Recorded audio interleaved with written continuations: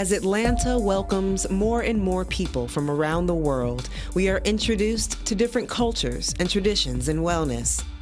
These cultural practices of healing are now being considered as complementary to allopathic medicine, and for some, as an alternative.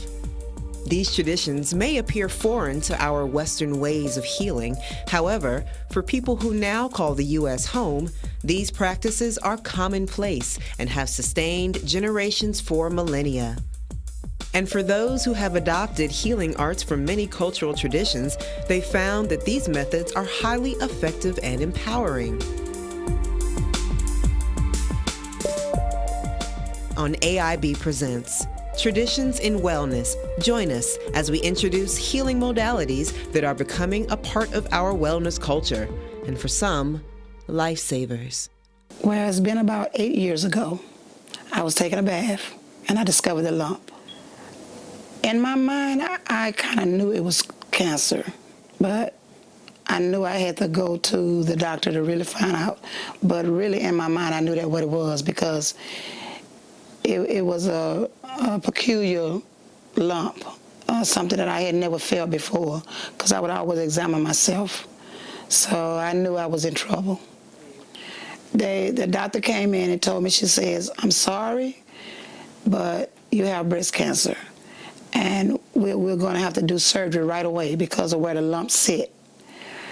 And I said, I told her at that time, I said no, because I really wanted to go to another doctor too to get another opinion. So she said, "Well, you have to make up your mind right away, because this is serious, because you have no options." And also, I had the opportunity to sit in the hospital and see what it really do to people. Talk to a lot of women. I know the chemo, it burns you up. A lot of women I saw had lost their hair, and I just didn't want to go through that. She was going to reconstruct my breast from my butt, and I definitely didn't want that. At that time, my husband was my fiance. My mind fell on him, and I wanted him to know what was going on. So I told her I wanted to wait a while. And I told him what they had told me, and he looked at me and he said, "No, you do have an option." Patsy's fiance, Hal, took her to meet a master herbalist. It was there that she had a chance encounter with a woman who gave her information that would change her life forever. And she said, "I hate to get into your conversation," she said, "but I heard you say that you have breast cancer." And she had a number in her hand. She says, "This is the lady you need to talk to. Her name is Manana." Yeah, I was a paramedic in my 20s, and then I went to mortuary school and just learned that so many people pass away at a young age.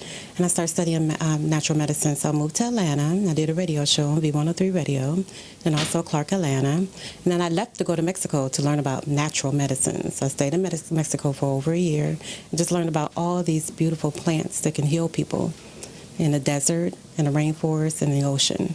So that's how I got started. At the start of Patsy's natural healing journey, it was clear that all aspects of her life would have to change in order for her to beat her illness. It was a beautiful meeting. Their entire family came over to meet with me.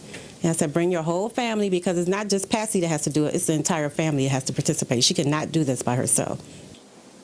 Manana was special. Even walking into her home was special. You know that this lady knows what she is talking about. The way I had to change my way of eating. And she said, "We got to kill it. We got to kill the cancer." In fact, she didn't even want me to use the word cancer. Manana let you know that you go to your doctor.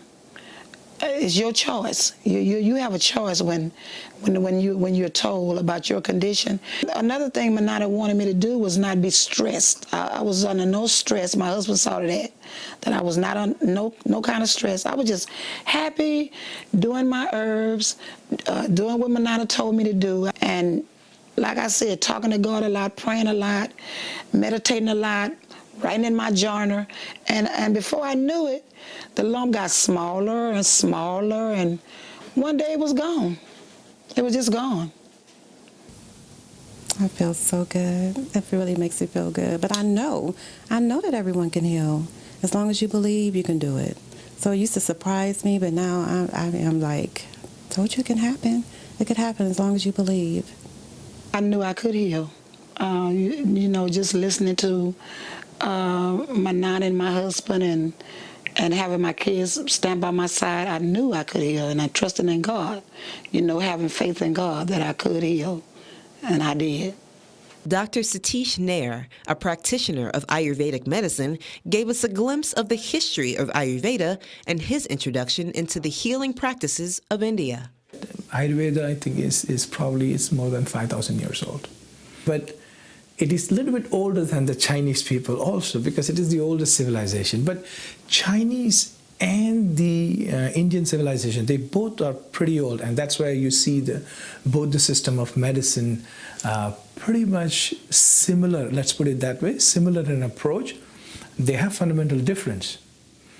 And both the systems believe in 5 elements: space, air, fire, water, earth, according to the Ayurvedic principles. And then you have wood and metal, according to traditional Chinese medicine, and they still have fire, metal, and things like that. So they both believe in the 5 elements theory.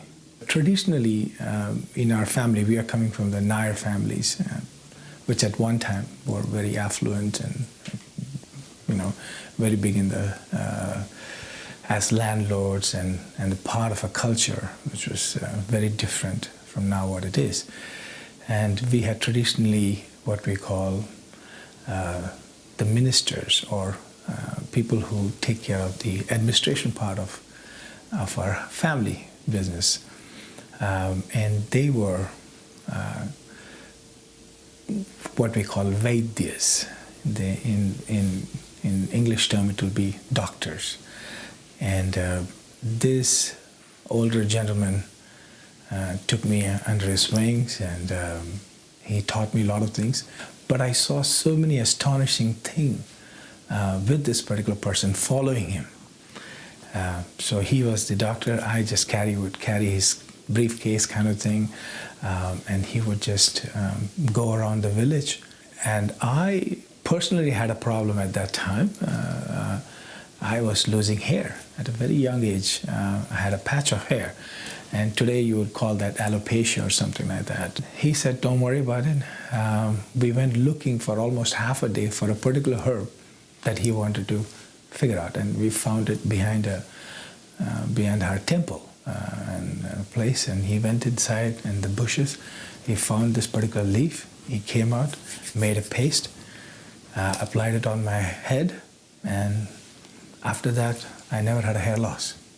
Dr. Li Zhu, a practitioner of traditional Chinese medicine, came to his practice through his lineage, which provided him many early experiences with ancient Chinese healing arts.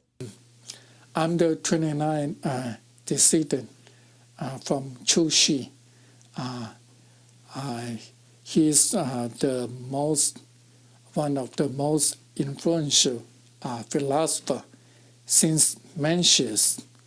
Okay, as we know, in Chinese history, 3 persons are the most influential in the Chinese culture, I can say.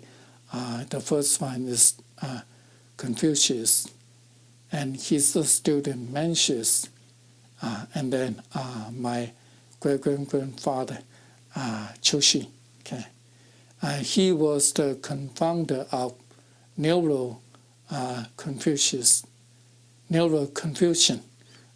Okay. So I show you my family book. So I'm the 29 from Chu Shi. So it's about 900 years. So all this is my family tree here. Okay. And I'm here. This is Chinese here. Yeah. The Chinese medical history, they are very close. They have very close associations with the Chinese philosophy. Okay, for example, the qi. This term is from the ancient Chinese philosophy. Okay, its origin. The original meaning of qi means matter, energy, and flow. Okay, So the Chinese doctor use it in the medical practice in many ways.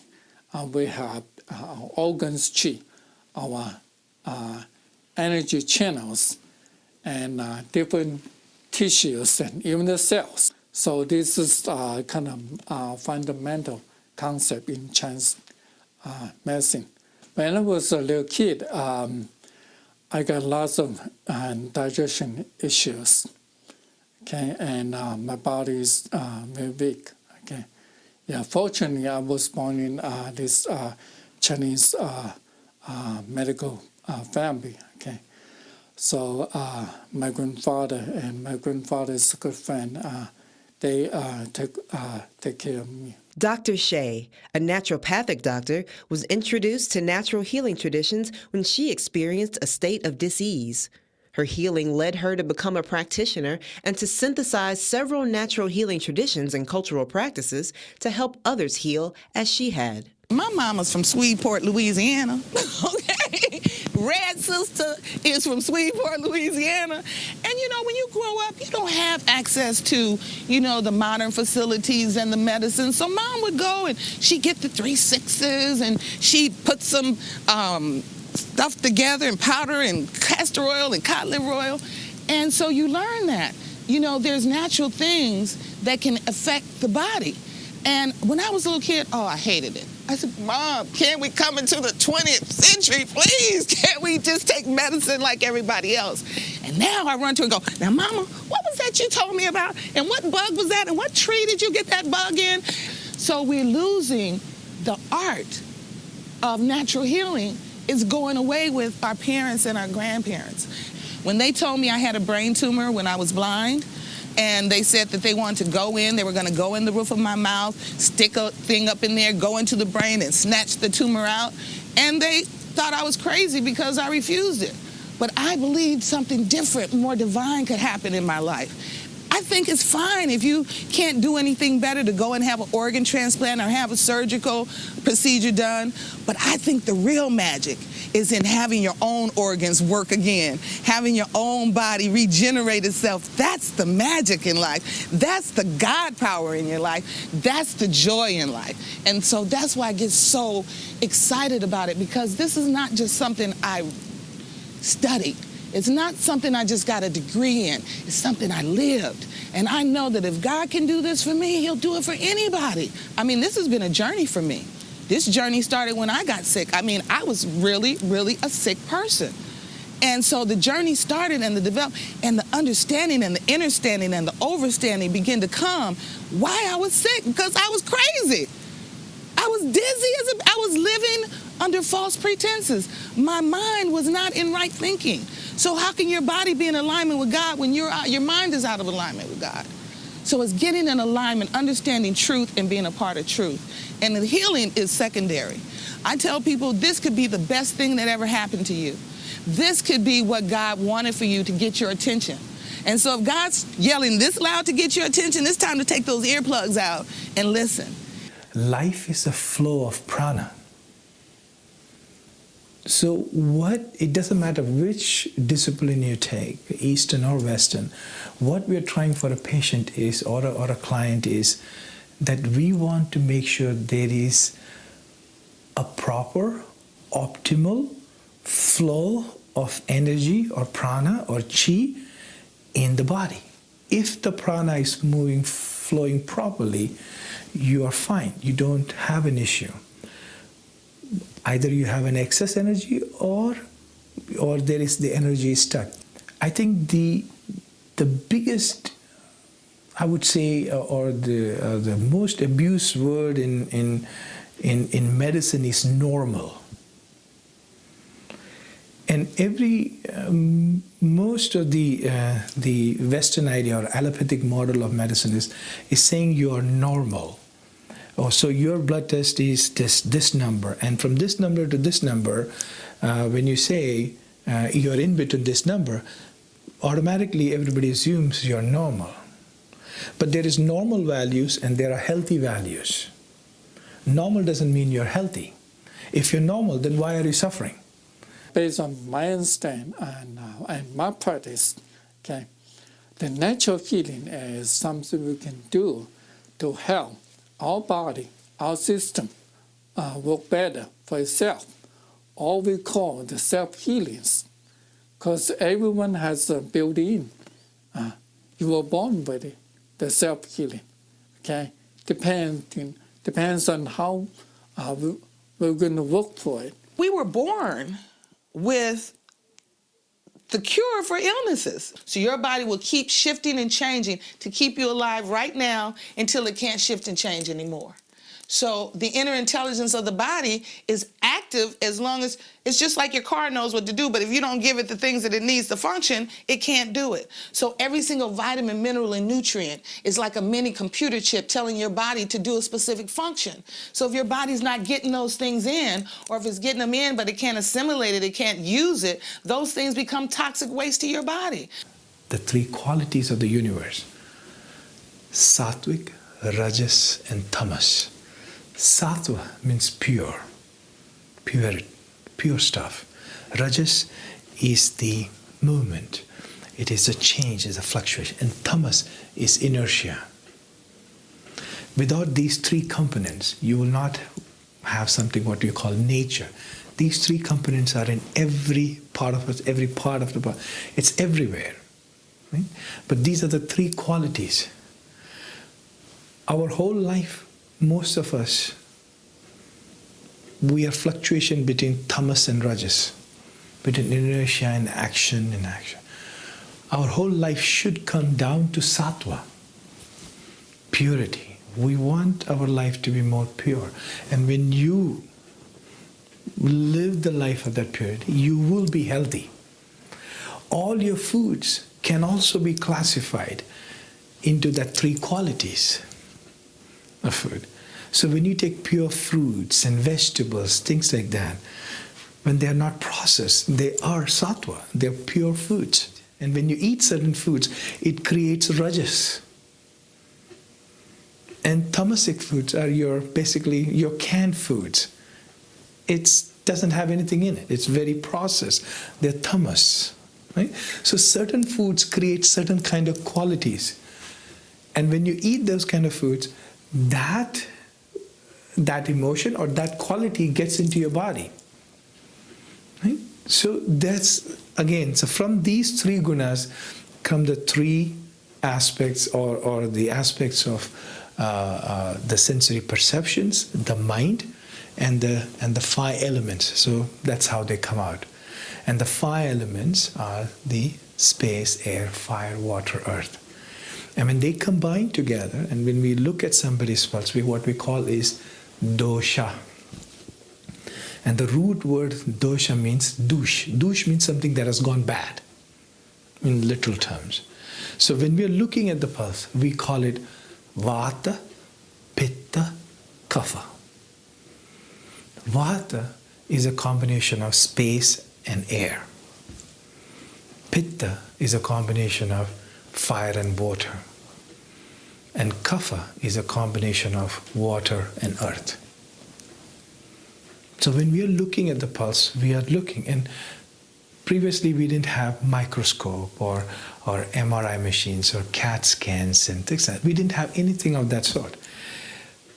All the Vaidya had was his 3 fingers and somebody's wrist. He would look at and he would touch the wrist. He'll look at somebody's tongue, look at the eyes. He may take a look at his urine and things like that.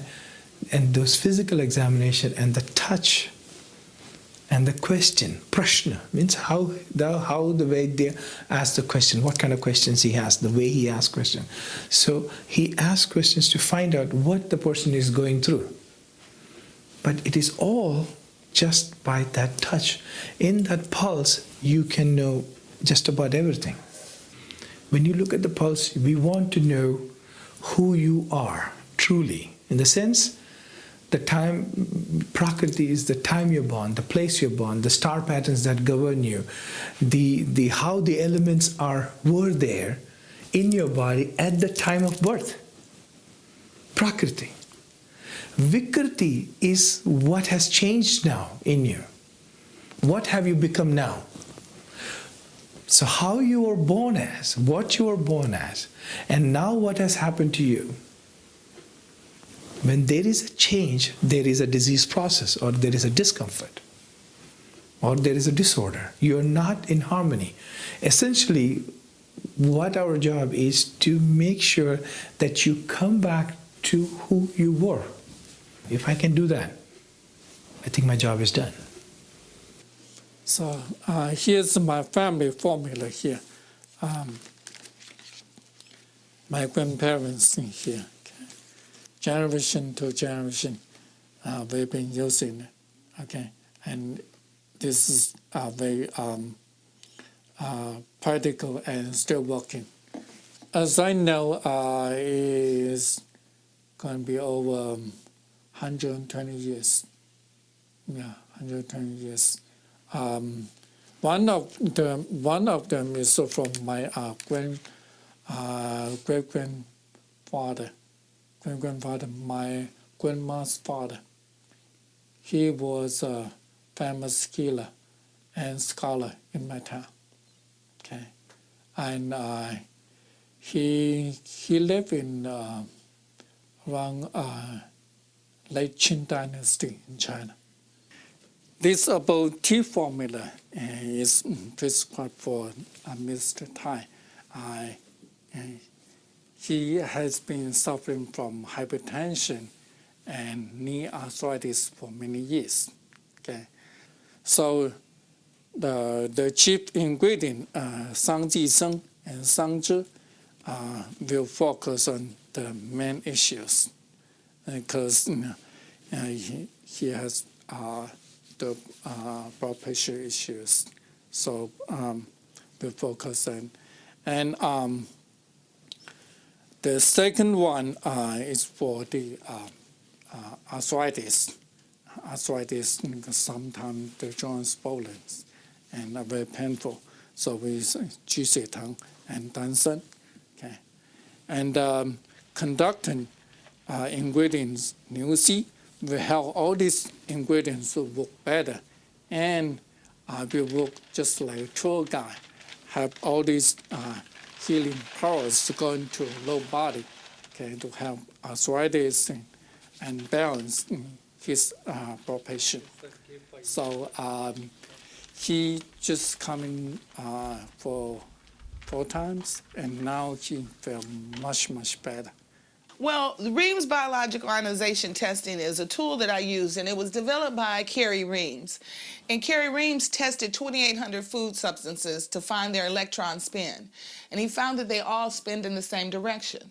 So when he introduced the lemon was the only anionic fruit that he found on the planet that had a reverse spin. And when you introduce the reverse spin into the equation, it's the difference between DC and AC. The same thing within the body. So when all your food substances are spinning in one direction, you're on DC current. So it's going to take more energy to run your body. But when you introduce that lemon into the equation, it gives that alternating spin. And where the spins overlap, that's the life force energy that we live off of. That creates the resistance. That creates the energy. So we need those negatively charged hydrogens in our liver.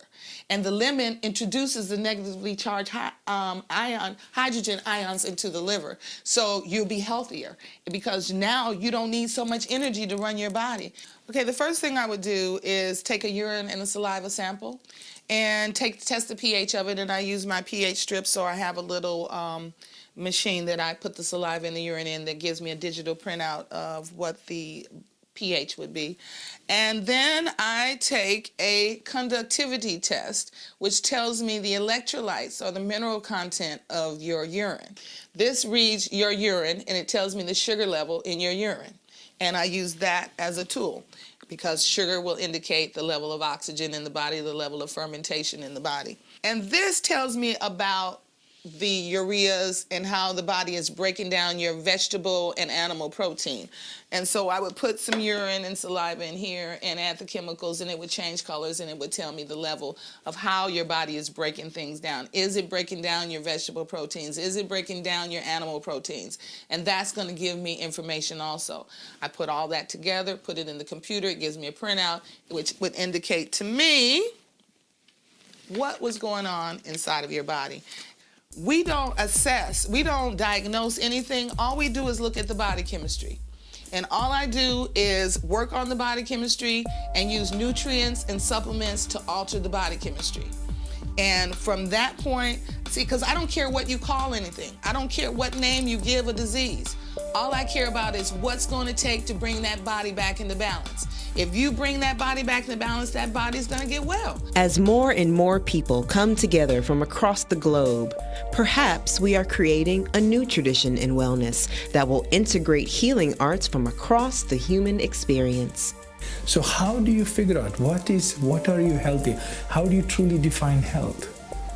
And the true definition is when you truly, truly are in harmony within your own self. Your spirit is in harmony.